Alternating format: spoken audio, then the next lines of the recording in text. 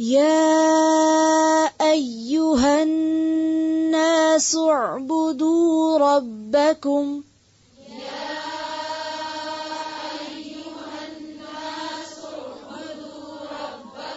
دیکھیں با کے اوپر کیا ہے؟ پیش، زبر نہیں ہے، اس کو مارک کر لیں. یا ایھا الناس اعبدوا ربکم الذی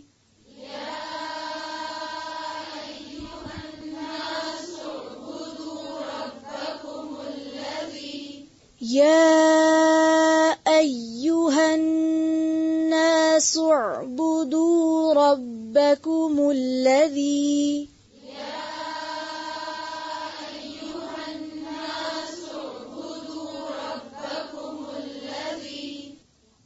ذال کو کس طرح پڑھیں گے؟ نرمی سے. پھر سے پڑھیں.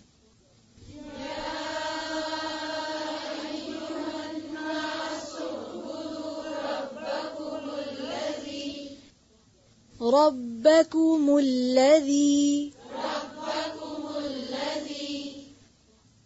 یا ایھا الناس اعبدوا ربکم الذی خلقکم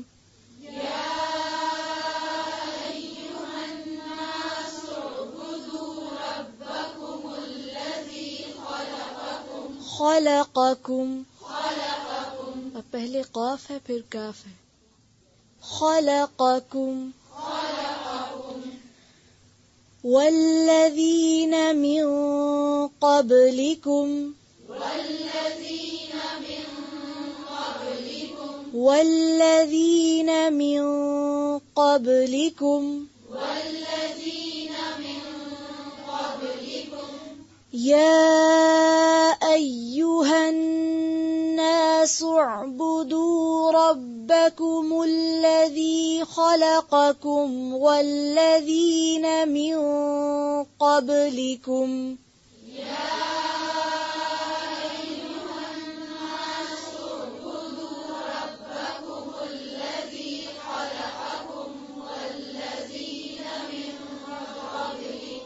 پھر سے پڑھیں گے. ایک آواز میں پہلے سانس لے لیں.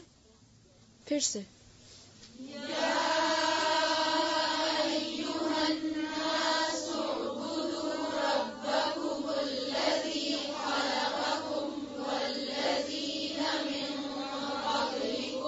یہ جو لفظ ہے اعبدو، دال کے بعد کیا ہے؟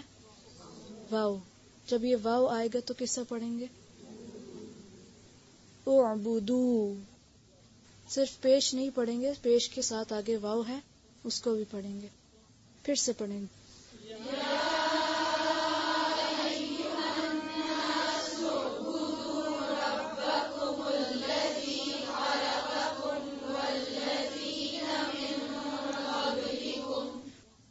پھر سے.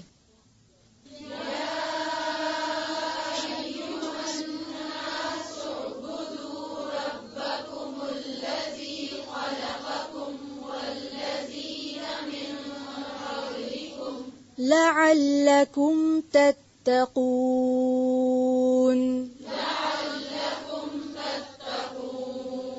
لعلکم تتقون.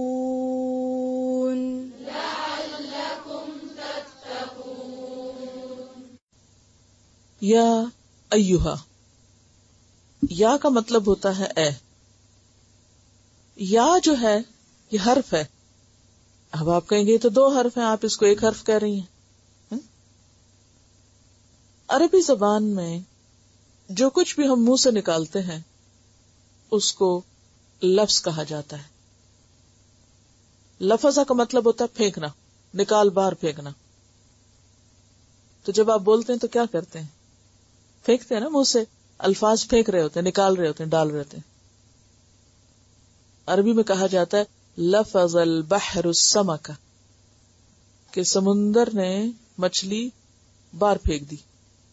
تو کب پھینکتا ہے سمندر مچھلیاں باہر؟ جب وہ خود پیچھے ہٹتا جاتا ہے تو وہ رہ جاتی ہیں ادھر، یا اس کی لہر آتی ہے تو اٹھا باہر پھینکتا.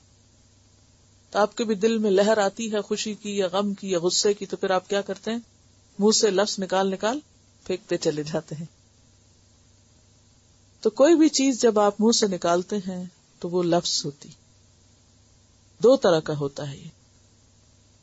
ایک ہوتا ہے میننگ فل اور ایک ہوتا ہے میننگ لیس. ایک ہوتا ہے با معنی اور ایک ہوتا ہے بے معنی. ایک ہوتا ہے با معنی اور ایک ہوتا ہے مہمل، بیکار، فضول، کوئی معنی نہیں، میننگ لیس. جو بھی بامانہ لفظ ہے اس کو کلمہ کہا جاتا ہے. اس کے 3 حصے ہوتے ہیں یا اس کی 3 اقسام ہوتی ہیں. ایک ہے اسم، اس کو اسم نہیں کہنا. کیا ہے یہ؟ اسم. دوسرا ہے فعل اور تیسرا ہے حرف. اسم ناؤن کو کہتے ہیں، فعل ورب کو کہتے ہیں اور حرف پریپوزیشن. اب آپ دیکھیے کہ اسم جو ہے اس میں مختلف چیزوں کے نام آتے ہیں، انسانوں کے نام، جانوروں کے نام، کسی بھی چیز کا نام. اور فعل جو ہوتا ہے اس میں کام ہوتا ہے، کچھ بھی کرنا، اچھے کام یا برے کام سب آتے ہیں. اور حرف جو ہوتے ہیں وہ ان کو جوڑتے ہیں، اسم اور فعل کو باہم جوڑنے کا کام دیتے ہیں. یا جوڑنے کے علاوہ ان کا اپنا انڈیویجول کام بھی ہوتا ہے. جیسے یا جو ہے ابھی کسی کو جوڑ نہیں رہا، اسم فعل کو جوڑ نہیں رہا، یہ ابتدا ہے کلام کی. تو یا کا مطلب ہے اے. ایوہا جو ہے یہ ندا میں زور پیدا کرنے کے لیے آیا، یا ایوہا، یعنی ایک دفعہ یا کہا، اس کو مزید تاکید کے لیے ایوہا بھی ساتھ لگا دیا. یعنی الگ ایوہا کا کوئی اس طرح معنی نہیں ہے، لیکن یا کے ساتھ جب یہ آتا ہے تو یا کے اندر تاکید ہوتی ہے، یہ زور پیدا ہوتا ہے. یعنی تنبیہ کا معنی، وارن کرنے کا معنی بھی آتا ہے اس میں. یا ایھا الناس، الناس پیچھے آپ پڑھ چکے ہیں، لوگو. اعبدو کیا روٹ ہے اس کا؟ عین بادال، عبادت کرو. ربکم اپنے رب کی، رے بے بے رب، الذی وہ جس نے خلقکم پیدا کیا تم کو. خلق کیا روٹ ہوگا اس کا؟ خا لام قاف، خلق. کسی چیز کو عدم سے وجود میں لانا، ایک چیز سے دوسری چیز بنانا، یعنی دونوں طرح پیدا کرنا. یعنی ایک چیز تھی نہیں سرے سے. جیسے انسان، ایک وقت ایسا تھا کہ جب وہ کچھ بھی نہیں تھا. میں اور آپ آج سے 100 سال پہلے کہاں تھے؟ کوئی وجود تو نہیں تھا نا، ہمارا یہ جسم تو نہیں تھا. تو اس نے عدم کیا ہوتا ہے؟ کچھ نہ ہونے سے وجود میں لے آیا، جیتا جاگتا انسان بنا دیا. اس کے لیے بھی لفظ خلق کا استعمال ہوتا ہے. اور ایک چیز سے دوسری چیز بنانے کے لیے بھی خلق آتا ہے. مثلا کوئی چیز پہلے سے موجود ہے اور اس سے ایک نئی چیز کو فارم کرنا، وہ بھی تخلیق ہوتی. خلقکم والذین، اور ان لوگوں کو، من قبلکم جو تم سے پہلے تھے. قبلکم کا روٹ کیا ہوگا؟ قاف بے لام. لعلکم تاکہ تم، یا شاید کہ تم، تتقون تم بچ جاؤ. تتقون کا روٹ کیا ہوگا؟ متقین ہم نے لفظ پڑھا تھا تو اس میں روٹ کیا پڑھا تھا؟ کچھ یاد کریں.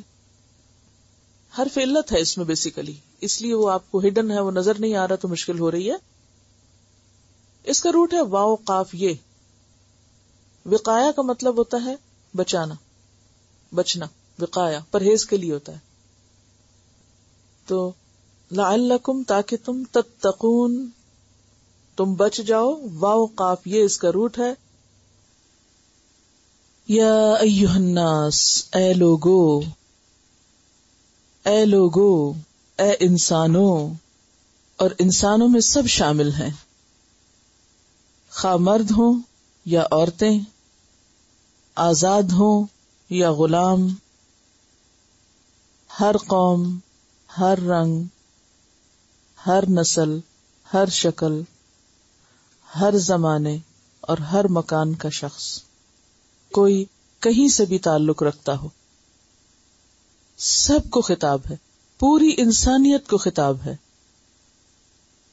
اس سے پتہ چلتا ہے کہ یہ کتاب صرف مسلمانوں کے لیے نہیں بلکہ تمام انسانوں کے لیے ہے، جیسا کہ ایک اور جگہ پر کہا گیا ہدی للناس، کہ یہ ہدایت ہے تمام انسانوں کے لیے۔ تو یا ایھا الناس، اے لوگو، کیا کرو؟ اعبدو، عبادت کرو۔ اور عبادت کا معنی ہم نے کیا پڑھا تھا؟ کمال درجے کی محبت، کمال درجے کی عاجزی، کمال درجے کی تعظیم اور اللہ کا ڈر، یہ تمام چیزیں مل کر عبادت بنتی ہیں۔ عبادت کرو یعنی اپنے رب کے آگے جھک جاؤ، عاجزی اختیار کرو، اسی سے ڈرو، اسی سے محبت رکھو، اسی کو سب سے بڑا مانو۔ ربکم، اپنے رب کی، وہ جس نے تمہیں پیدا کیا جب تم کچھ بھی نہ تھے، جیسا کہ سورۃ الدہر کی پہلی آیت میں آتا ہے هل اتى على الانسان حين من الدهر لم يكن شيئا مذكورا، کیا انسان پر زمانے کا ایک وقت ایسا نہیں گزرا کہ جب وہ کوئی قابل ذکر چیز نہ تھا۔ لم يكن شيئا مذكورا انا خلقنا الانسان من نطفة امشاج نبتليه فجعلناه سميعا بصيرا، ہم نے انسان کو ایک مخلوط نطفے سے پیدا کیا تاکہ ہم اس کو آزمائیں، اور اس کے لیے ہم نے اس کو سننے اور دیکھنے والا بنایا۔ تو اے لوگو، اپنے رب کی عبادت کرو، الذی خلقکم، جس نے تم کو پیدا کیا جب تم کچھ نہ تھے، اور صرف تم کو نہیں، والذین من قبلکم، اور ان لوگوں کو بھی پیدا کیا جو تم سے پہلے گزرے، یعنی سب کا خالق اللہ ہے۔ کس لیے عبادت کرو؟ لعلکم تتقون، تاکہ تم بچ جاؤ، کس سے؟ اللہ کی ناراضگی سے، گناہوں سے، جہنم سے، برے انجام سے۔ تو اے لوگو، اپنے رب کی بندگی کرو۔ اب یہاں پر صرف رب کی بات نہیں کی گئی، اپنے رب کی ایک اپنائیت کا احساس دلایا گیا۔ اور پہچان کس طرح کرائی گئی؟ وہ جس کی وجہ سے تم یہاں ہو آج، جس نے تم کو بنایا، اور وہ عبادت کے لائق ہے اس لیے کہ اس نے ان کو بھی بنایا جو تم سے پہلے تھے، جب کوئی نہ تھا، جب تم بھی نہ تھے۔ اور اس عبادت میں اس کا فائدہ نہیں بلکہ تمہارا فائدہ ہے۔ تم جب اس کے ہو جاؤ گے تو اس کو راضی کرو گے اور اس کے ذریعے برے انجام سے بچو گے، دوزخ سے بچو گے۔